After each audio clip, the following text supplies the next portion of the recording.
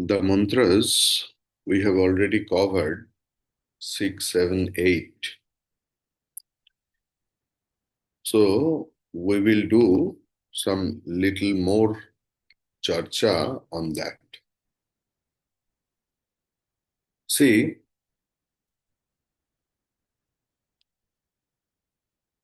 उपनिषद हमें आशा की वाणी सुनाए हैं कि सारे आध्यात्मिक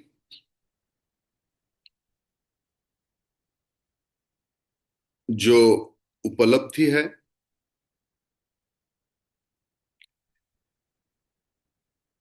इसके लिए सर्वो उत्कृष्ट स्थान सबसे उत्कृष्ट स्थान है मनुष्य शरीर।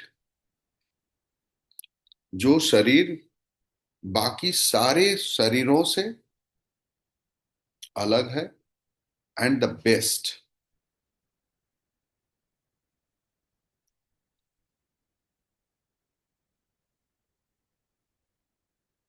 आप लोग पहले मंत्र में पहले पहले मंत्र में इसी उपनिषद ने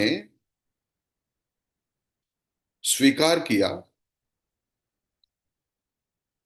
कि स्वर्ग में भी जितना अस्तित्व है ये इस जीवन की अस्तित्व जो है उससे निकृष्ट है। सारे उपनिषद में यही बताया है कि ये ज्ञान सिर्फ मनुष्य का, एकमात्र मनुष्य का,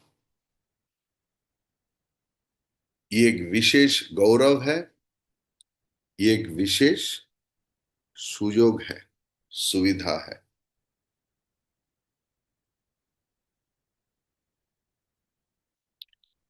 जूलियन हक्सले बोल के एक व्यक्ति ने बताया कि ये मानव संभावना की ज्ञान है। आध्यात्मिक अनुभूति और उनका फल क्या है? देखिए, ये संवाद चल रहा है यमराज जी और नचिकेता की।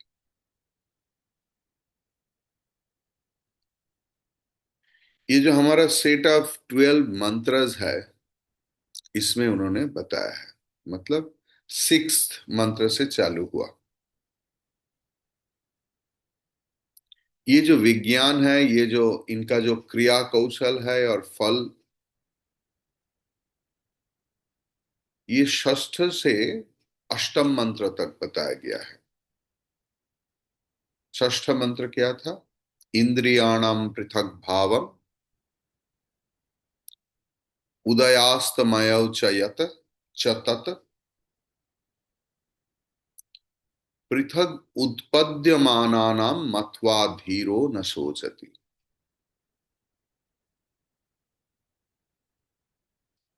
धीमान व्यक्ति, बुद्धिमान व्यक्ति कभी शोक नहीं करते। इनका शोक करने का कारण नहीं है कि इन लोग इनकी जानते हैं भिन्न भिन्न रूप में उत्पन्न उत्पत्ति और लय विशिष्ट इंद्रिय आत्मा से अलग है। अगर हम लोग याद करें तो भगवत गीता की पहला अध्याय जो अर्जुन विषाद की योग में जाना जाता है, आप लोग जो मुझसे भगवत गीता सुने हैं आपको पता होगा कि मैंने अर्जुन का कहा गया जितने सारे श्लोक है वो किन किन शास्त्र से जुड़े हुए हैं ये मैंने बताने की कोशिश किया। हर श्लोक, if you can remember, you can go to my Bhagavad Gita class And chapter 1, that is the pillar of entire Bhagavad Gita. So it is not that कि अर्जुन अपने मनमानी करके बताया कि शोक हुआ, मोह हुआ। शोक हुआ, मोह हुआ तो जरूर, लेकिन उन्होंने जितना जितना श्लोक कहा सबका शास्त्रीय व्याख्यान है, सारे शास्त्र से उन्होंने उठाया है। इसीलिए भगवान को थोड़ा खेद हुआ कि अर्जुन, तुमने इतना शास्त्र पढ़ा है, क्योंकि तुमने जितना कुछ बताया सारे शास्त्र से बताया है। इसीलिए भगवान को बोलना पड़ा, अशोचवान अन्वशोचस्त्वम प्रज्ञावादांश भाषसे गतासु न गतासुंस्य नानुशोचन्ति पंडिता। जिनके लिए शोक करना नहीं चाहिए उनके लिए तुम शोक कर रहे हो, और प्रज्ञावान जैसे बात कर रहे हो। पंडित व्यक्ति कभी शोक नहीं करते। शोक नहीं करते इसके मतलब है शोक में मोहित नहीं हो जाते हैं। We the common people, we flow away with our grief. क्योंकि हम लोग धर्म को दूसरे तरीका से यूज करते हैं, धर्म के बारे में हमारा दूसरा आइडिया रहता है। ये करने से ये होगा, ये करने से वो होगा, और थोड़ा सा इधर उधर हो जाता है ना, तो हम लोग धर्म की पथ से ही भ्रष्ट हो जाता हूं। बहुत सारे मैंने देखा है, आप लोग भी देखा, कि बहुत ईश्वर को मानते थे, हर रोज पूजा करते थे, व्रत जप, लेकिन शास्त्र कभी नहीं पढ़ा, या शास्त्र पढ़ा तो कोई आचार्य के पास से, परंपरा के अनुसार जो गुरु होता है उनके पास से नहीं सुना है। तो धर्म के बारे में उनका गलतफहमी हुआ, और एक दिन जीवन में कोई अचानक कुछ हो गया तो धर्म को ही धब्बा लगाते हैं, धर्म के पथ से बिछड़ जाते हैं। यहाँ पर भगवान भी, मतलब उपनिषद वेद भी एक ही बात बोल रहा है, इंद्रियाणाम पृथक भावम उदयास्तमु चयत पृथक उत्पद्यमानानाम मत्वा धीरो न शोचति। उनके बाद व्याख्या करते हुए उन्होंने बताया, इंद्रियेभ्यः परम मनः मनसः सत्वमुत्तमम् सत्वाद अधि महान आत्मा महतः महतः अव्यक्तम उत्तमम। इंद्रियों से मन श्रेष्ठ है, मन से बुद्धि श्रेष्ठ है। बुद्धि मतलब हमारा conscience, Vivek, faculty of discrimination, ये इंडिविजुअल। उसके बाद क्या है, बुद्धि से महत उच्चतर है, मतलब विराट मन, cumulative mind, accumulated mind, total mind. महत से अव्यक्त उत्कृष्ट है, मतलब अव्याकृत प्रकृति, अनएक्सप्रेस्ड प्रकृति। उनके बाद जो मंत्र आया उसमें बोला, अव्यक्तात् परः पुरुषः व्यापकः अलिंग एव च यम ज्ञात्वा मुच्यते जन्तुः अमृतत्वं न गच्छति। अव्यक्त की अपेक्षा में सर्वव्यापी, सारे प्रकार की हम लोग जो इंट्यूशन कर सकते हैं, अनुमान, ये पुरुष में, परमात्मा में ऐसा कोई चिन्ह नहीं है। परमात्मा ही श्रेष्ठ है। और उस परमात्मा को जानकर हर प्राणी इस शरीर में, इस शरीर में ही जीते जी, मरने के बाद नहीं, जीते जी ही संसार बंधन से मुक्त हो जाते हैं एवं शरीर जाने के बाद अमरत्व लाभ करते हैं। कृष्णा पाजामा, please switch on your video. हम लोग पहले पहले मंत्र में देखा है कि मिरर, दर्पण में जैसे अपने प्रतिबिंब परिष्कार रूप में दिखा पड़ता है, परमात्मा ऐसे ही अपने अंदर, अपने आत्मा में, जीवात्मा में ऐसे ही स्पष्ट रूप में उपलब्धि होता है।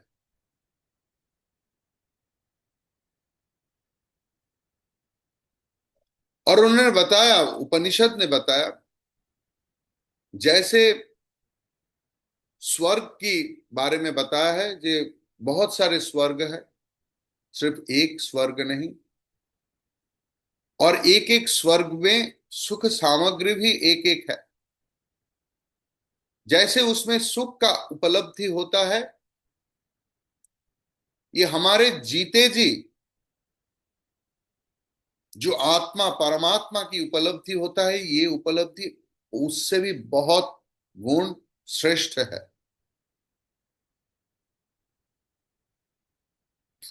भगवान शंकर अपने भाष्य में बोल रहा है, कथम असौ बोद्धव्य किंवा तद बोधे प्रयोजनम इति उच्यते। इनको मतलब आत्मा को कैसे उपलब्धि किया जाए, क्यों उपलब्धि करूं, इस उपलब्धि का फल क्या है।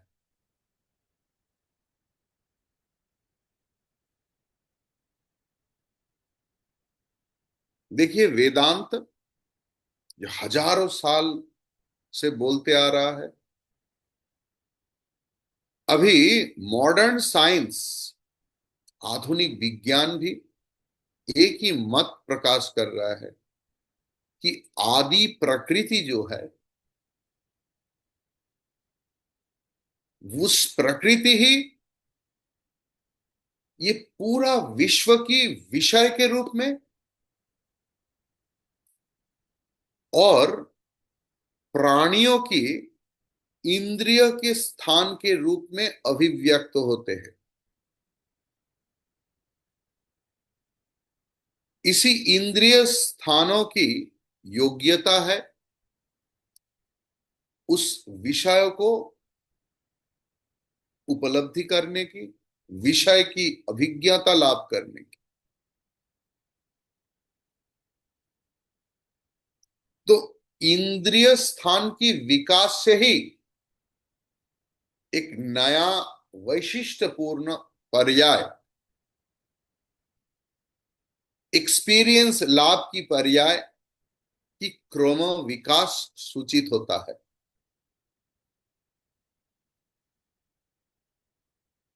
तो ये पहले देखिए, ये जो विश्व में बहुत सारे ऑब्जेक्ट्स है,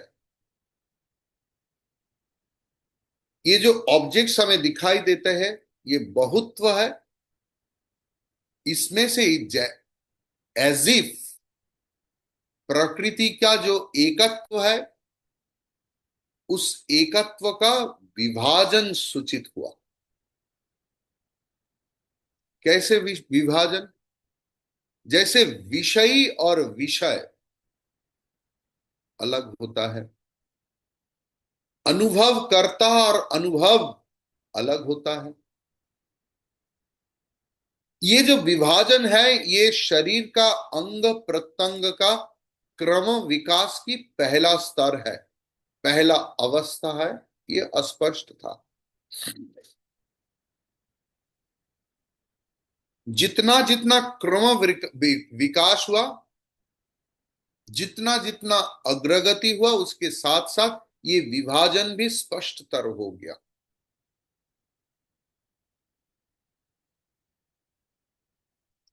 अंत में ये मनुष्य शरीर आया। इस मनुष्य शरीर में, ये मनुष्य शरीर आत्म सचेतनता में परिणत होकर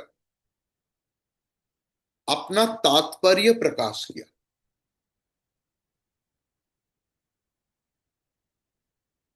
मतलब अंग प्रत्यंग इंद्रिय की स्तर से अपना नैतिक आध्यात्मिक स्तर की एक नया क्रम विकास की गति का सूचना हुआ। इस अग्रगति का लक्षण क्या है?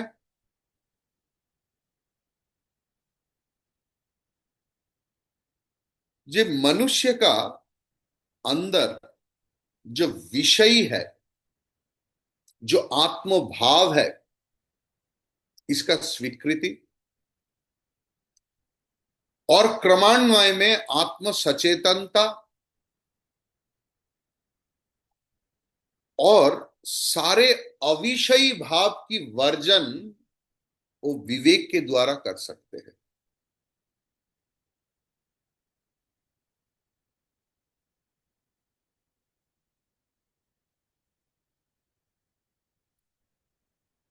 निरंतर श्रवण मनन निदिध्यासन,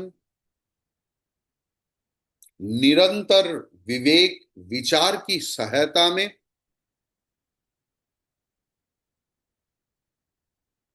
मनुष्य अपने आत्म सचेतनता, सेल्फ अवेयरनेस की रूप में उनकी मन विकसित हो जाता है।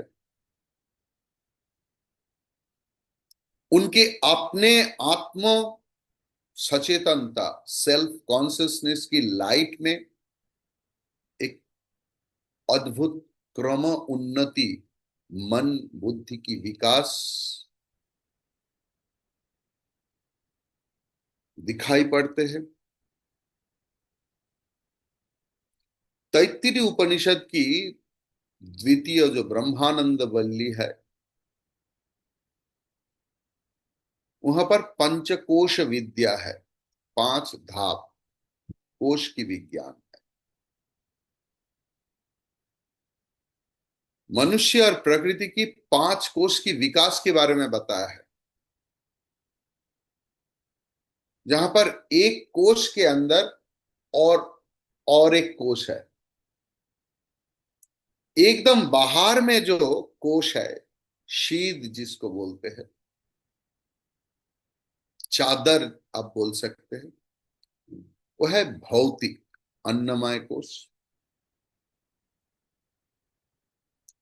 उनके अंदर गंभीर स्तर में परस्पर है जैव कोश, जिसे आप प्राणमय कोश बोल सकते हैं। उसके और गंभीर में है, गहराई में है मानसिक कोश, जिसे आप मनोमय कोश बोल सकते हैं। उसके और गहराई में है बौद्धिक कोश, जिसे आप विज्ञानमय, और एकदम नीचे है शांतिपूर्ण कोश, जिसे आप आनंदमय स्तर बोल सकते हैं।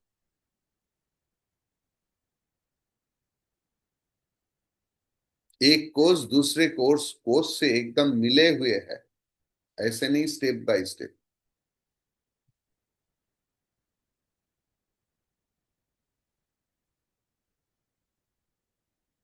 20th सेंचुरी का जो लाइफ साइंस हमारे सामने आता है, आधुनिक विज्ञान, उसमें आप पहला तीन कोष की धारणा मिल सकते हैं। साइंस हैव एक्सेप्टेड अन्यमय, प्राणमय और मनोमय। ठीक है। तैत्तिरीय उपनिषद क्या बोल रहा है? तेनैष पूर्ण। तैत्तिरीय उपनिषद 2.2 इसी में ही बोल रहा है। फेमस जीव विज्ञानी जॉर्ज गेलॉर्ड सिम्पसन, उनके किताब है द मीनिंग ऑफ इवोल्यूशन। उसमें उन्होंने बताया कि हमारे जो विज्ञान है, साइंस, उनका हम लोग 3 भाग कर सकते हैं, भौतिक, बौद्धिक और सामाजिक।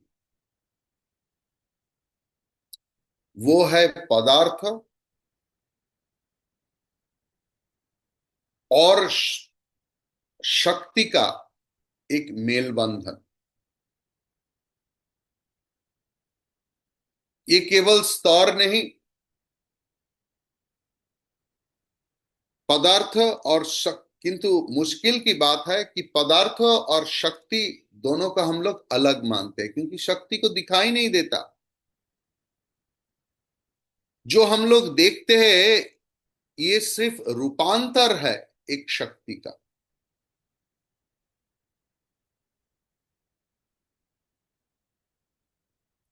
ठीक है, तो उन्होंने इसके ऊपर एक जटिल तत्व व्याख्यान किया है।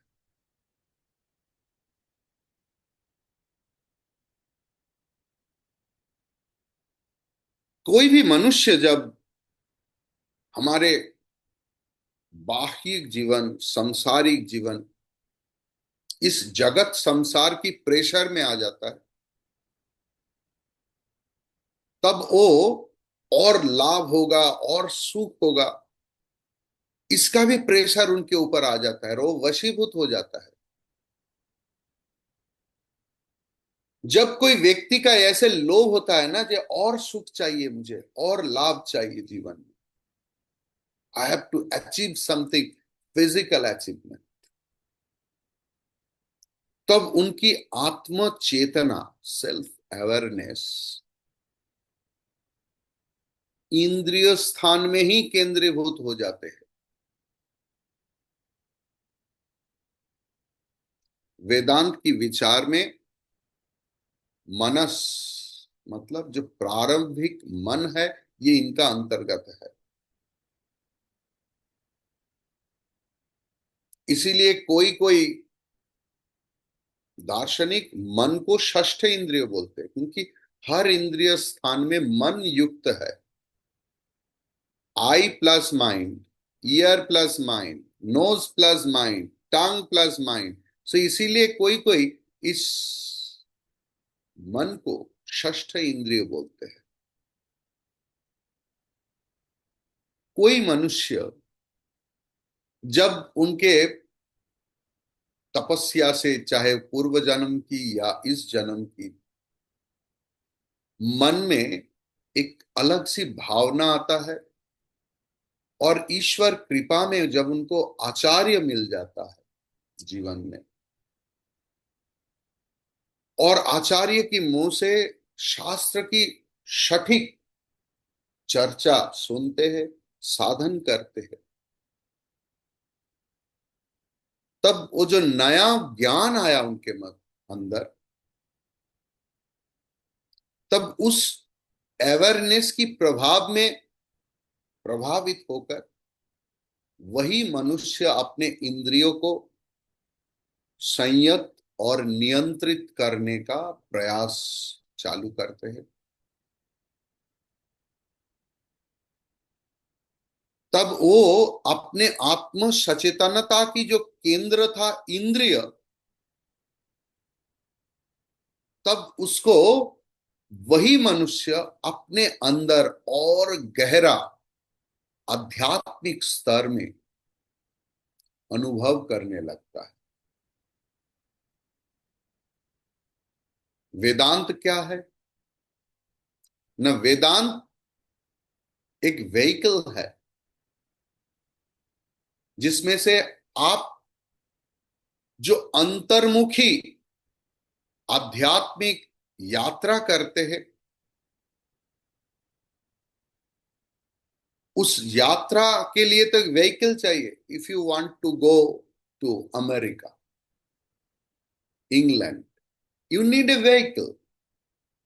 व्हीकल आपको पहुंचा देता है। ऐसे ही वेदांत इज द व्हीकल। जो व्यक्ति अपने अंतर्मुखी आध्यात्मिक यात्रा करना चाहते हैं, और जो व्यक्ति एकदम उसकी अंत में जो अनंत अमृत, जो सदा प्रकाशमान अद्वैत आत्मा को अपने ही प्रकृति की सत्ता के रूप में उपलब्धि करना चाहते हैं, वो व्यक्ति वेदांत का अनुसरण करते हैं।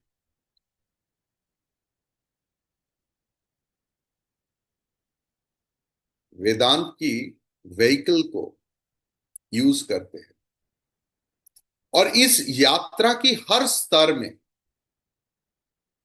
वो व्यक्ति जो लाभ करना चालू करते हैं,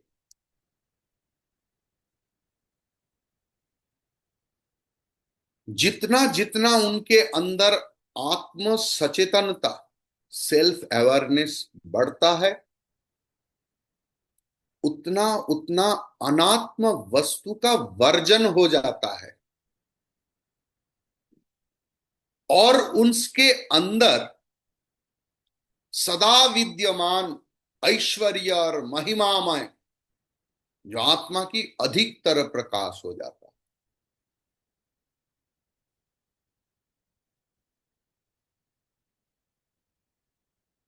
ये वर्जन आपको कोशिश करने का वस्तु ही नहीं। Don't think that you have to do something else to discard something. ये आपको समझना पड़ेगा।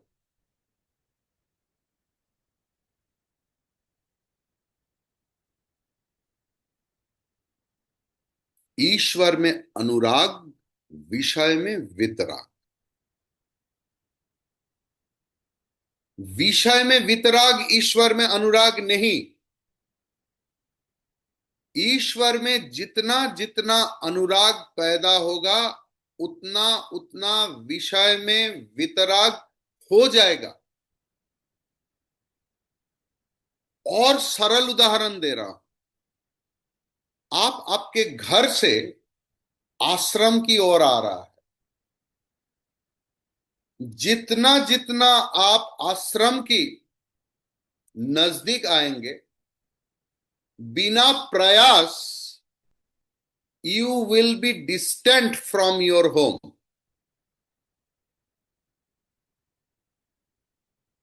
अगर आपकी लक्ष्य होगा कि I will be distant from the home, but आपके सामने लक्ष्य नहीं है, so you can be distracted anywhere, you can be ended up anywhere. लेकिन आपके सामने अगर एक महत्तर लक्ष्य है, और आप उस लक्ष्य की ओर जब जितना भागेंगे, उतना ही विषय आपसे वर्जन हो जाएगा। क्लियर? Thank you.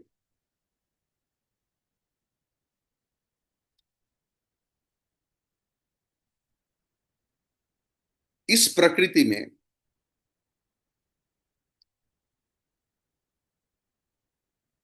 जो मनुष्य विषयी और विषय, ये दोनों पृथक है, ये दोनों अलग पोल है, मेरू है। जैसे नॉर्थ पोल साउथ पोल है, ऐसे ही विषयी और विषय अलग है। ये जो महसूस कर पाते हैं, इस स्तर में जो उन्नीत हुआ है, शास्त्र सुन करके, तपस्या करके, उस व्यक्ति का अंदर में एक रेवोल्यूशन चलता है। रेवलेशन, एक संग्राम अपने व्यक्ति स्वातंत्र के लिए। पहले ये व्यक्ति स्वातंत्र अपने शरीर के अंदर केंद्रीभूत रहते हैं। पहले आपको समझना पड़ेगा कि यू एक्चुअली वांट मोक्ष और not. We literally, sorry to say, we don't want moksha. अपने हृदय में हाथ लगा के बोलिए। अगर विचार किया जाए ना,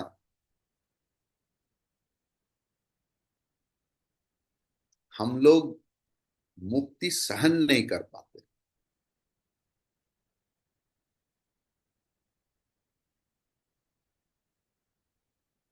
बचपन की अवस्था देखिए, हम लोग परेशान हो जाते हैं। माँ हर बार बोल रहा है, पढ़ाई क्यों नहीं किया, पढ़ाई क्यों नहीं किया, अभी तक उठा नहीं। अरे 6 बज गया, अभी तक सोया हुआ है। कहाँ गया था, इतना देर क्यों हुआ, ये क्यों हुआ। खराब लगते हैं हम लोग को। चुप करो, थोड़ा सा सोने दो, आज रविवार है। अरे टीचर आज नहीं आएगा। हम लोग कितना एक्सक्यूज खड़ा करते हैं। और मन में सोचते हैं कि कब बड़ा होंगे। तो थोड़ा सा फ्रीडम आता है, अपरेंट फ्रीडम, कि लोग जब नौकरी करने लगता है, फिनेंशियल फ्रीडम मिलता है, तो they start doing their own. कितना कुछ कर लेते। लड़का लोग नशा करना चालू करते हैं, दूसरा जगह पर रहते हैं, अरे कोई बोलने वाला नहीं है।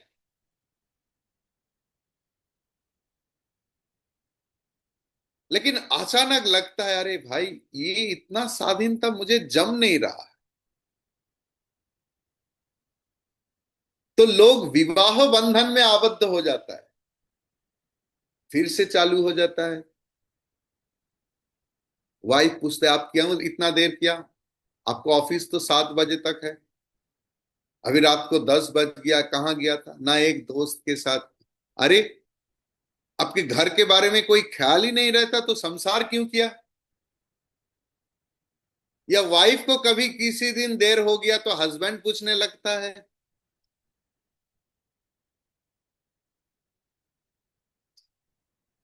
हमें शासन पसंद है। तब लगता है हाँ अभी जमा।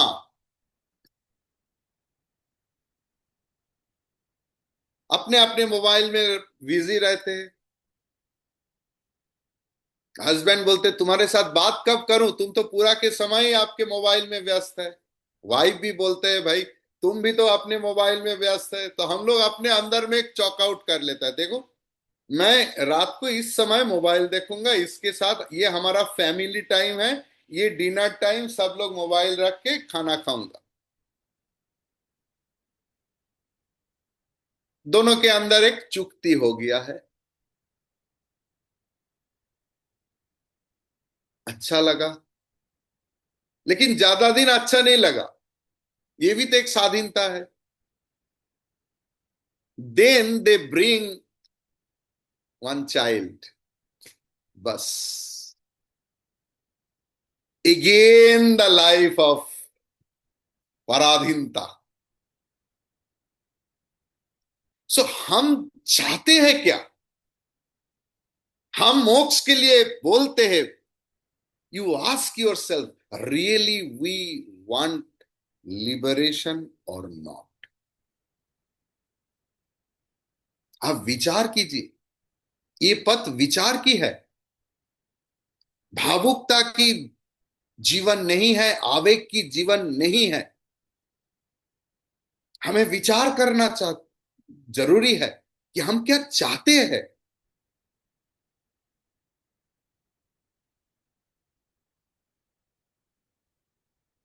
अब जितना जितना आध्यात्मिकता की पथ में अग्रसर होंगे, आपकी स्वतंत्रता बढ़ेगा। तब मन इंद्रिय से हटकर बुद्धि के साथ दोस्ती बनाते हैं।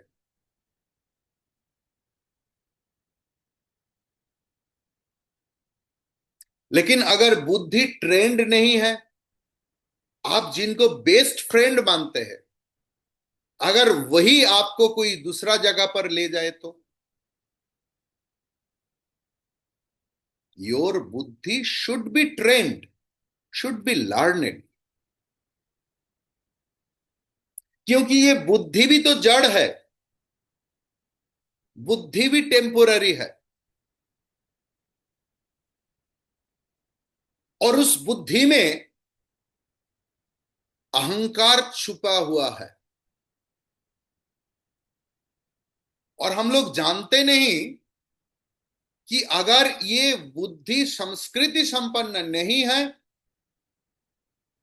तो हमें पता नहीं चलता कि हमारे ये मन बुद्धि नारिष्ट कैसे हो रहा है, पुष्ट कैसे हो रहा है। अहंकार से पुष्ट हो रहा है।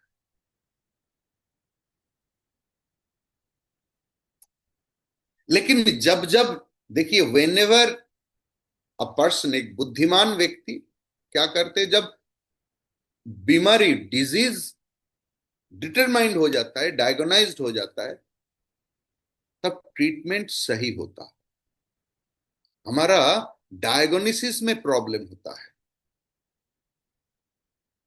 तो जब जब आपका डायग्नोसिस क्लियर हो जाएगा, तब से ये हमारे जो व्यक्ति स्वातंत्र है, ये क्षुद्र अहंकार की स्तर से बृहत अहंकार की स्तर में, बाद में उसको भी पार करके अनंत आत्मा की ओर भागते हैं।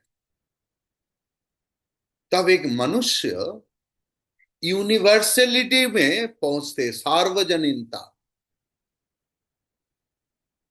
और जब एक व्यक्ति इस सार्वजनीन अवस्था को, कि मैं सब में हूं और सब मुझ में है, ऐसे बोध जब एक व्यक्ति की होता है,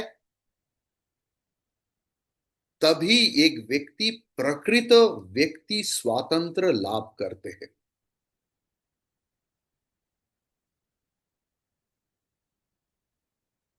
अगर एक व्यक्ति सच में want to get that liberation, want to taste that nectar, उस अमृतत्व को अगर सच में कोई व्यक्ति चखना चाहते हैं, तो उस व्यक्ति को मिथ्या अहंकार से पैदा हुआ, जो मिथ्या इंडिविजुअलिटी हम लोग खड़ा किया है, I am Divakar Chaitanya, I am the incharge of Chinmaya mission. अरे भाई, कलकत्ता शहर में, इतना बड़ा शहर में तुम्हारा चिन्मय मिशन एक बिंदु की तरह है, और उसी चिन्मय मिशन में तुम बिंदु का भी बिंदु का भी बिंदु हो।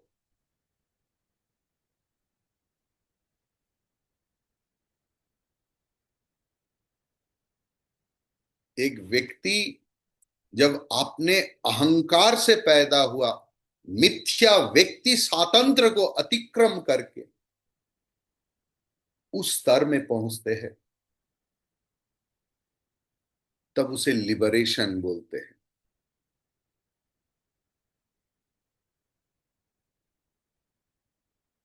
मुक्ति कब मिलेगा?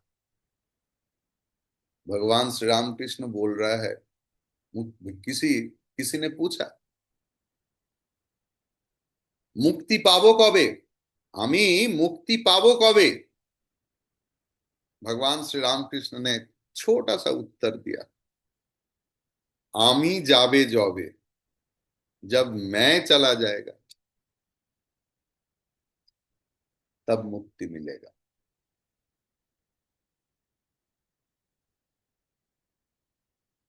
जीसस क्राइस्ट भी अपनी बाइबल में एक ही बात बताया, दूसरे लैंग्वेज में उन्होंने बताया कि प्रकृत जीवन अगर आप लाभ करना चाहते हैं,